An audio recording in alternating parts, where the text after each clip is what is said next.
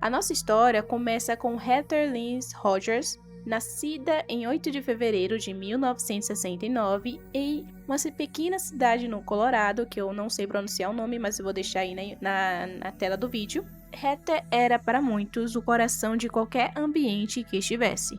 A sua irmã, Wendy, a descrevia como alguém que sempre foi uma grande amiga para as pessoas. Heather era descrita como alguém gentil, calorosa, extrovertida e que genuinamente se importava em ajudar as pessoas ao seu redor.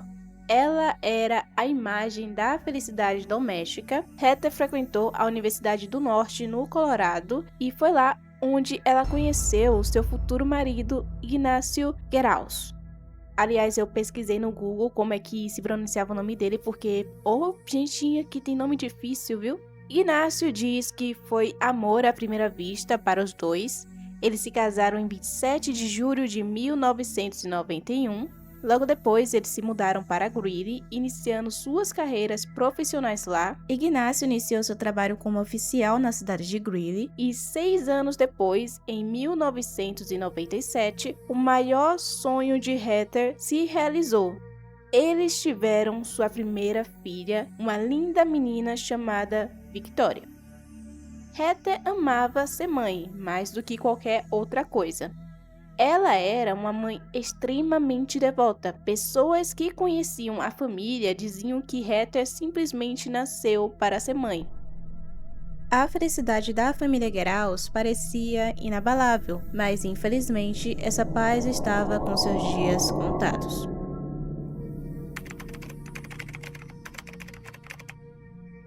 O ano de 2003 foi um divisor de águas cruéis na vida de Heather. Em um curto e devastador intervalo, ela enfrentou uma perda inimaginável. Primeiro, seu pai morreu inesperadamente de um ataque cardíaco.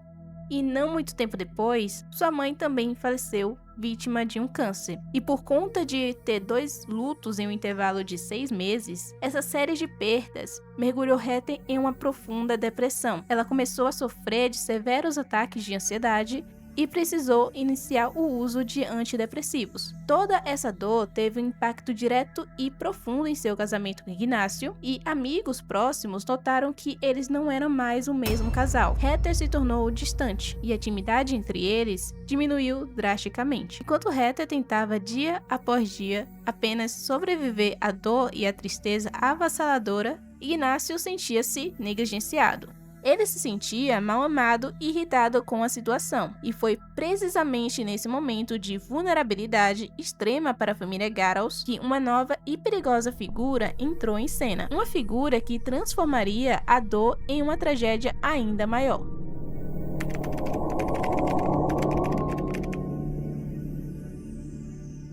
Shauna Louise Butts nasceu em 1973 e passou a vida inteira morando em Greeley. Foi criada pela tia e por muito tempo acreditaram que a tia era sua mãe biológica. Mas eu não vou entrar muito nesse assunto da tia da Shauna, da mãe, porque não é importante para a história. Em 1992, Shauna torna-se despachante em um departamento de polícia e no mesmo dia que começou seu treinamento, ela conheceu uma mulher chamada Michelle. Ela e Michelle foram contratadas juntas como despachante e, segundo Shauna, as duas socializavam apenas no trabalho e nunca fora dele. Elas eram amigáveis até surgir um atrito quando Shauna suspeitou que Michelle estava tendo um caso com o seu atual marido no momento, Chris. Eventualmente, Shauna conheceu seu futuro segundo marido no trabalho de despachante chamado Ken Nelson. Ken era vice-xerife na época. Em 1995, após o divórcio de Shauna do primeiro marido ser finalizado, Ken e Shauna começaram a namorar. Um ano depois, eles se casaram e tiveram 2 filhos. No entanto, a reputação de Shauna no trabalho não era das melhores. Shauna era conhecida por trair o marido, e isso não era segredo para ninguém no departamento, embora o próprio Ken, que trabalhava no mesmo local, parecesse não saber que sua esposa o traía constantemente.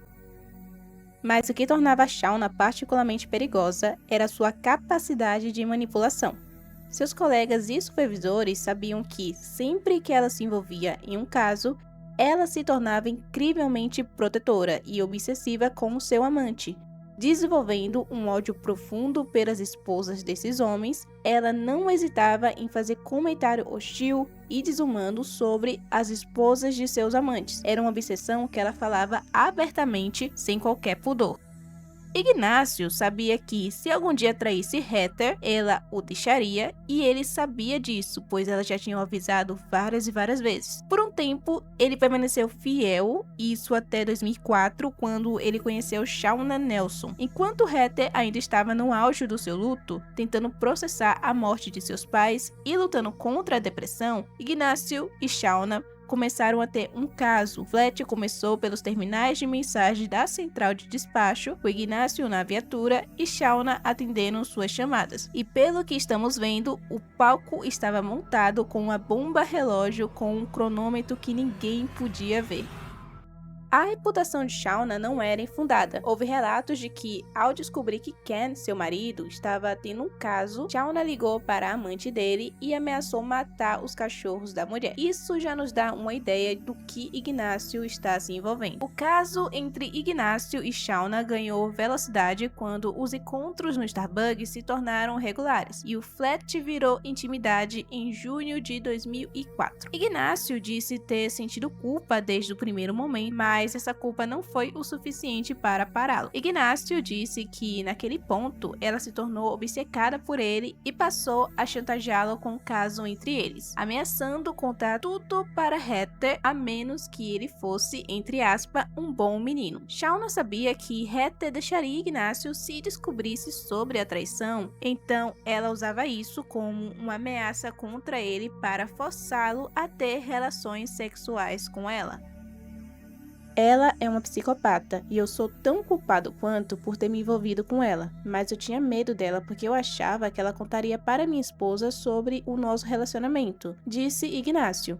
Ele afirmou que pensava frequentemente em maneiras de terminar o relacionamento dele com Shauna, mas sabia que Shauna reagiria muito mal, pois ele começou a se sentir preso, pois se parasse as traições, Heather descobriria e, se continuasse, sua culpa o consumia. E para piorar tudo, os dois trabalhavam juntos no mesmo departamento de polícia. Ele vivia no inferno particular. E o pior de tudo, Shauna usava seu acesso como despachante para saber onde ele estava o tempo todo. Ela usava essa informação para pressioná-lo a ter relações íntimas com ela, sempre que sabia que ele não estava com a sua esposa. Em certo momento, Ignácio disse que tentou até mudar o número do telefone, mas o trabalho exigia que eles tivessem arquivos como informações pessoais de contato. Então ela sempre conseguia encontrá-lo. Chegou ao ponto de que, se Heather e Ignácio saíssem para jantar, mesmo com os filhos, Shauna descobria onde estavam e aparecia com seu marido Ken, sentando-se muitas vezes a poucas mesas de distância deles.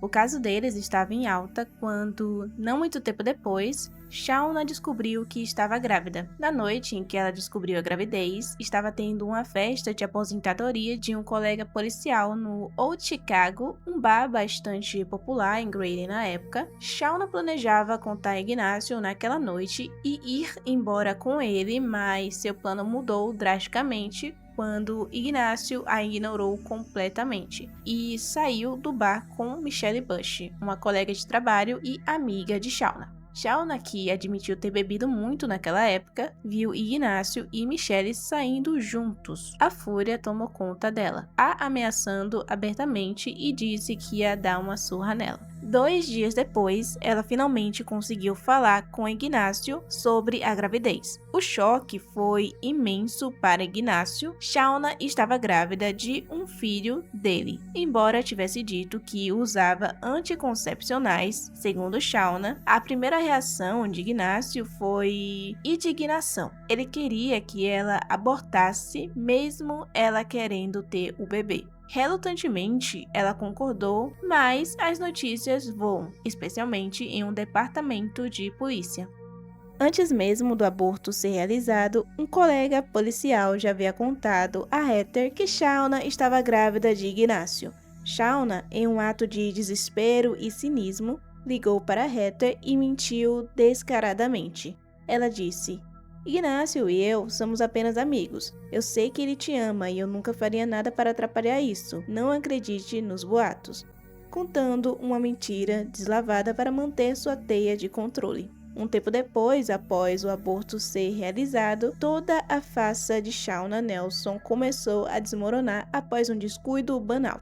Em 2005, ela deixou seu diário, um registro detalhado de todas as suas traições com Ignácio, em cima do balcão. O marido Ken encontrou e leu cada palavra. A máscara de Shauna havia caído. Não só para Ken, mas para o mundo inteiro. Mas as mentiras só estavam apenas começando. Depois de ler o diário e confrontar Shauna, Ken deu duas escolhas para ela. Ou ela terminava com Ignácio e tentava salvar o casamento, ou ele se divorciaria.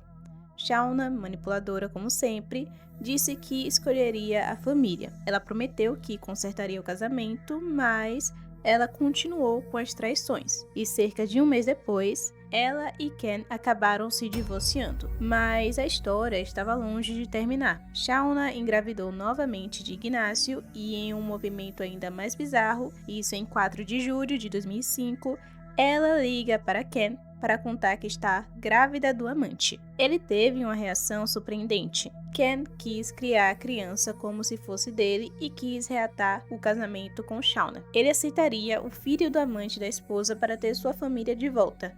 Ken queria sua família de volta a qualquer custo, mesmo que isso significasse aceitar o filho do amante de sua esposa.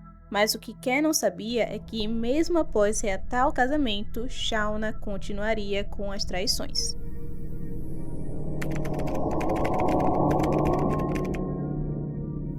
Enquanto morava com Ken e bancava a esposa recuperada, Shauna levava uma vida tripla. Ela continuava com Ignácio, ela chegou ao ponto de tatuar Ignácio na perna, uma marca permanente de sua obsessão. Mas o alvo principal de seu ódio era Heather Rogers. Shauna não se contentava em ter o marido de Heather, ela queria destruir a dignidade dela. Testemunhas relatam que Shauna perseguia Heather em lojas, a chamava de nomes cruéis como porca. Heather, confusa e tentando manter a classe, perguntava às amigas por que ela está fazendo isso comigo. Mal sabia ela que o ódio de Shauna era mortal. O supervisor de Shauna na central de rádio relatou que, no estande de tiro, Shauna não mirava em alvos comuns. Ela olhava para silhuetas de papel e dizia em voz alta que aquele alvo era Heather Rogers.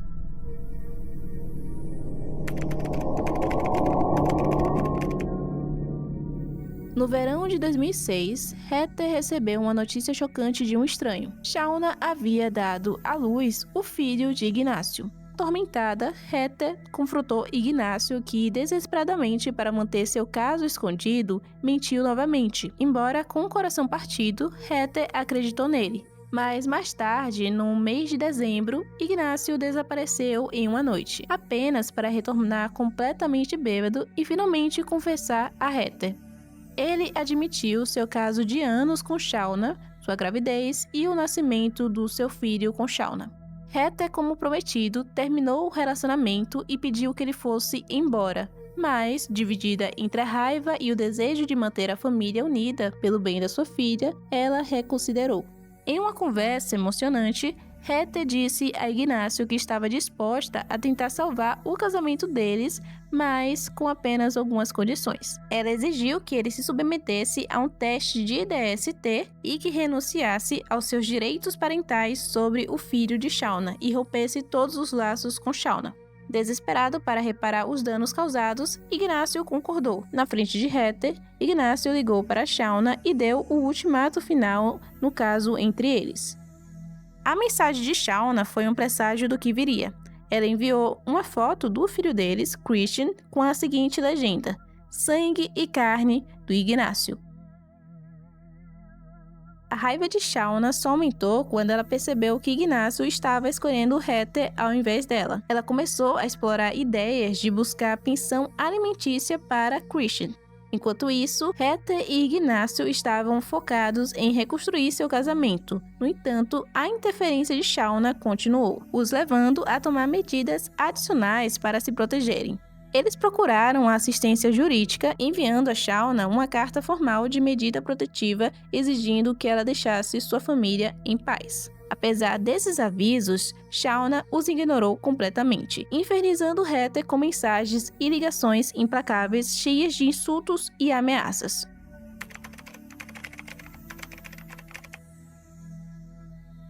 Foi em 23 de janeiro de 2007 quando o relógio marcava um pouco mais de 18h15 da noite. Heather caminhava em direção ao seu carro após mais um dia de expediente. O que ela não sabia seria que aqueles seriam seus últimos passos. Das sombras, uma figura surgiu usando uma máscara de Halloween. Os colegas de trabalho de Heather ficaram paralisados ao ouvir um grito de ódio que vinha sendo alimentado por anos. Você arruinou a minha vida. Vá para o inferno. Heather, em choque, forçada a ficar de joelhos, sem piedade, recebeu 2 disparos em sua cabeça. A arma utilizada na cena do crime era uma Glock 22 calibre 40, ironicamente, o tipo de arma utilizada por muitos policiais na região.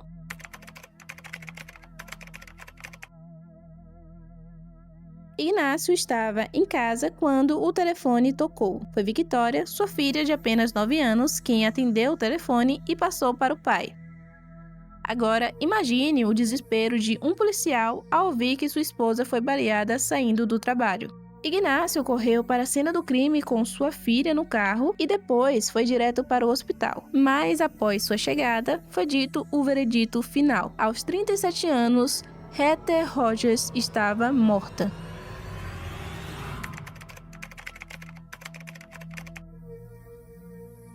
O obstáculo, como Shauna a chamava, havia sido finalmente removido, mas a justiça estava se movendo mais rápido do que a assassina imaginava.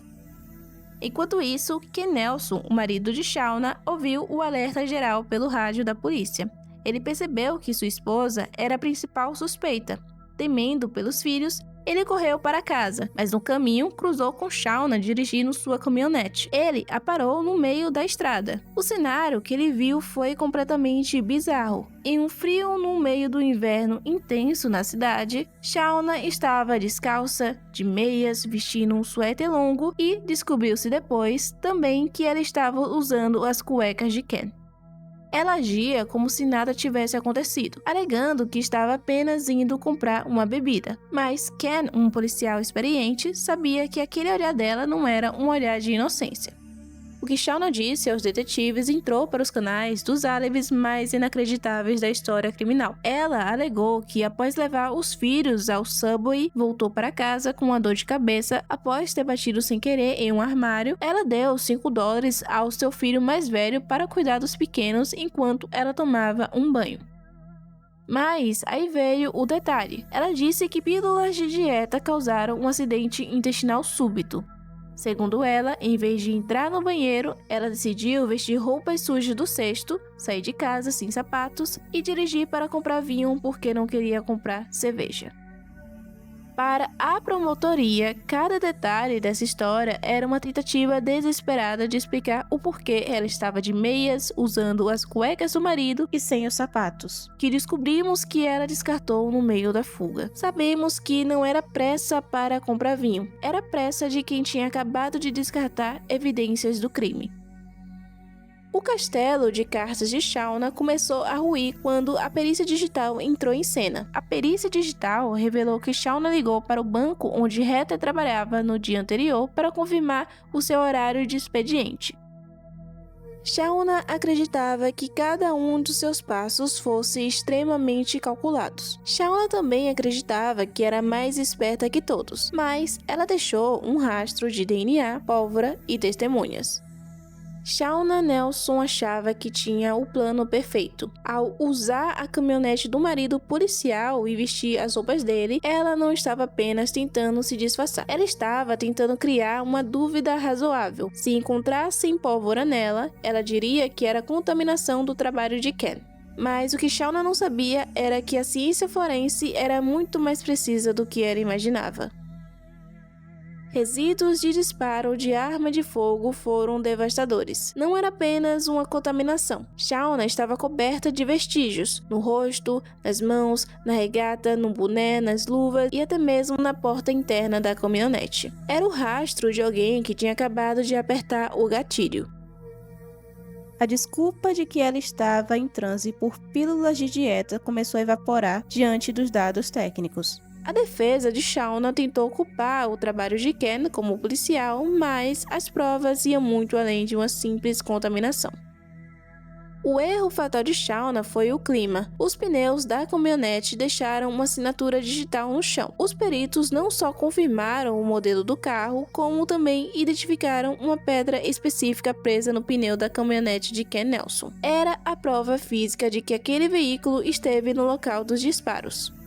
Mas o golpe final veio de dentro quando Michelle Moore, a amiga e cúmplice de Shauna, decidiu que não cairia sozinha e fez um acordo com a promotoria. Ela revelou que o assassinato de Heather foi planejado em detalhes. Elas consideraram envenenar Heather antes de optarem pelo tiro. Lembra da história de Shauna dizendo que ia tomar um banho enquanto o filho cuidava dos irmãos? Michelle confessou. Esse era o código para dizer que o crime estava prestes a acontecer. A arma nunca foi encontrada, mas a caixa original da Glock estava na casa de Shauna. Ela afirmou que a vendeu para um estranho, uma história que ninguém acreditou. Shauna tentou desesperadamente fazer o crime parecer obra de um homem. Ela usou sapatos masculinos grandes para deixar pegadas confusas, mas, na pressão da fuga, ela os arremessou pela janela da caminhonete. A perícia encontrou uma mistura de perfis genéticos nos sapatos, e o DNA principal era feminino. Era o DNA de Shauna Nelson.